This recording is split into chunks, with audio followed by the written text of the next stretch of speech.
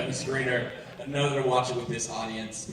But the thing that actually stands out to most of me is Craig Zoller's script and his screenplay. It's so both acerbic in its dialogue, but also in its choreography in terms of the minutia of what all your characters sort of do from scene to scene. So I wonder if you could speak to what drew you to the screenplay, what attracted you to the part and to the film. Well, I really like that, Craig, that you invest in the characters. I think the scene that hooked me was when Bradley goes home and finds out that she's been cheating and kind of beats the car up, but then goes and says, "This is a good sign that we need to get closer together. Let's try to pick up where we left off." And I found it surprising, and I also found it kind of real. Like in some of those moments, you get that they're both kind of sober and have been through a lot of pain, and they're really trying to make a good life, and so they come together in that moment, and oddly it made me really root for them. And I really bought the relationship as a result in the screenplay because of that bond. And then I think he does a good job of having you connect to the characters and invest in them. And then when you get to the violence, he does it very specific, and it's cool, but you really understand what's at stake and the motivation of it by the time you get to kind of the first arm break and all. I mean, speaking of that car scene, how does one choreograph the demolition of the car that way? Like, what went into the process of deciding exactly how you were to destroy a car? Producers might have an answer for this. I mean, the car thing took a couple of weeks to figure out. We really wanted Vince to do it for real, and he really did it for real. I mean, there's actual metal being hit and plastic being hit and glass being hit. And those are real materials. We just kind of figured out the most safe and genuine way for him to do it. But that's real. He's doing it.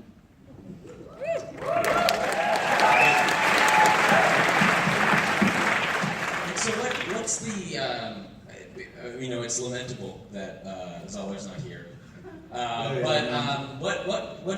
What's his presence on set? Like, what's the working relationship with the actors? Because every scene seems so deliberate and considered.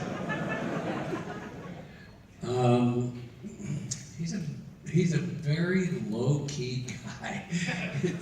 It's kind of interesting because the whole time that you're working with Craig, you're saying to yourself, "This came out at that," because it doesn't seem to fit. And then, of course, the more you get to know him, you realize that he's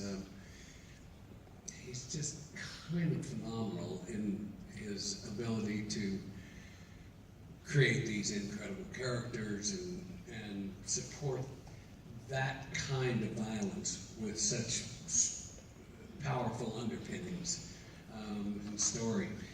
It's a great experience to work with. Now, throughout the movie, we get a lot of hints of Bradley Thomas's past, where we can kind of put together sort of a picture. But I'm wondering, for Don and Udo, did Zoller have elements of your past that he told you about, or did you come up with where your characters were coming from? Because we don't get to know that much about the Placid Man or Warden Tuggs. And I'm just wondering if there's any sort of background or back history to their Well, he didn't really give me, and that's kind of our work. We sort of, I do a lot of crazy stuff in building characters, and he sort of left it in my hands, and I suppose that if he hadn't liked it, he would have said something, and he didn't. So, Udo, how about yourself? Well, he wrote it and he wanted me, so he knew I could do it. But I know that we talked so much about Zara, which I really love him, but I saw the film like you for the first time, and I'm amazed of the performance of Vince, and I want to congratulate him for that.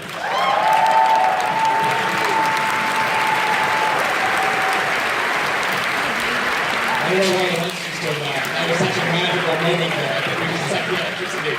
And there we go. Oh, wow. It's not dramatic, it was real. I think they turned out the lights so Udo could kiss Vince. Okay.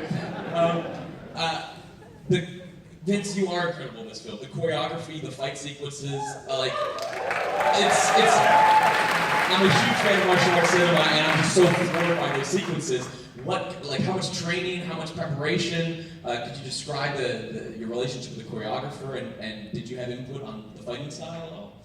You know, so much of it was laid out by Craig. He's a truly, I mean, the songs that you hear in the movie, original songs that he wrote, that the OJs actually performed. He's a true filmmaker, not just a great director, but every facet of the movie, including the fight sequences, is his ideas. I have wrestled younger and I have boxed throughout my life, so I got to revisit that a little in preparation. And I do jiu-jitsu now in California, so I've always kind of enjoyed the martial arts and the training. So it kind of came into play, so I had to get in a certain kind of shape for this character, and then I really just shadow boxed and practiced movement a lot, because when we got there, the way that we shot these are cool, but it's somewhat dangerous in that we were doing, 15, 20 punch combinations in a take and kind of full go, and there's really no way to make it look good without kind of committing to it. So I like the aesthetic of it quite a bit, and we shot the whole movie in 25 days, so the challenges were, obviously working out those fights ahead of time, and then the practicality on the day of being able to execute them and to do them. But what you see is really from Craig's mind, and all of us working really hard to kind of fulfill his vision, because I just trust his taste so much. Those fights deserve another round of applause. All right, moving on, it's right there.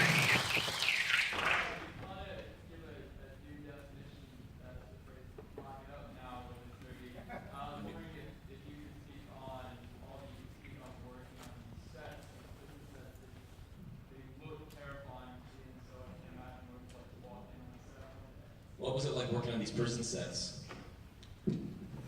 So our production designer, Freddie Woff, is here. Freddie, where are you? There's Freddie. There he is up there. He's up in the balcony. So, we went to Staten Island Fort Wadsworth, and we built out the cell block 99 there, but the actual cell itself was built in a test kitchen in Brooklyn, next to a cookie bakery, and every day while we were filming those scenes, all we could smell were chocolate chip cookies.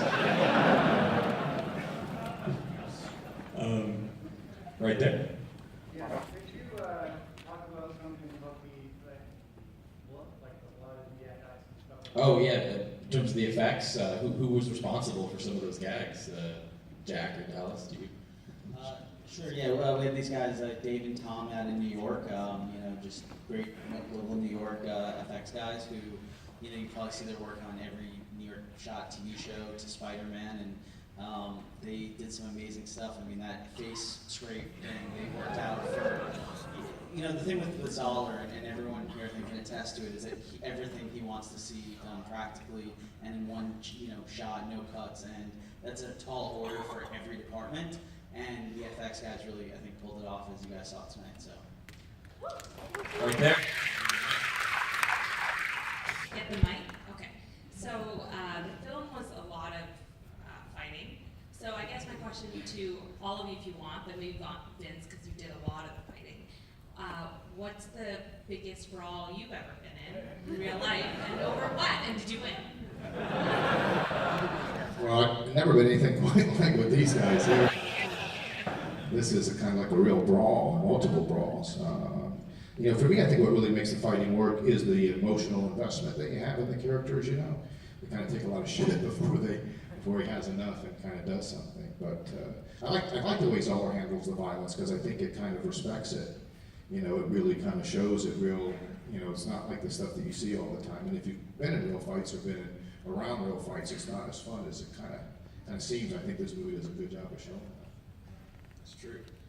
Right there. Okay, you guys rock. Every Southern woman wants a man that has their back. You guys kick ass. It was awesome. Okay. Do we have one more question? Right back there. Just wondering, Mr. Vaughn, to get to know something like this with a character, what was it like as an actor to prepare to detach yourself from the violence? Because your character is almost so deadpan while he's taking ass. What was it like as an actor to just detach yourself from that? Well, you just kind of prepare, I think, and the thing is to stay in character during the fighting. there's a lot of work that you do prior to getting there. I mean, obviously physically there was demands, and then the accent was something to be kind of, so comfortable with that you're not thinking about it. But I think you just, you have a backstory. Craig wrote a biography for me that was very helpful. He's very specific. I had great actors to work off of, and I think you just come in very prepared and then kind of just not know what's going to happen in the moment. So, I think that it's different when you see that third act when I go in there determined once the stun belt's not going to affect me anymore. There's much more of a drive to the character's violence. There's a point of view to it compared to some of the stuff earlier. So I think a lot of it just comes from the point of view of the character, sort of where he's at and what he's doing. And I think it's really so much of it's a design by Craig. I think that makes you you feel in it with the characters. Like I feel as an audience member in the fights with them. I'm participating because Craig kind of puts you in it, and you've spent so much time with them, and you understand what's at stake for that. The final question I have is that, am I correct that you are continuing to work with Zoller on a new project, and is there anything you can share? All of this going through. Wow! We're like the Zoller company players. We're doing a movie called Dragged Across Concrete. That could be the title of this movie. And Mel Gibson is joining us. An old friend of mine, Tori Kittles, is a very good actor, and Michael Jai White's in the movie as well. Jennifer Carpenter's back as well. But it's a phenomenal screenplay, very different, but definitely belongs in the same palette as this. We all look forward to it. Thank you so much. Okay, thank you.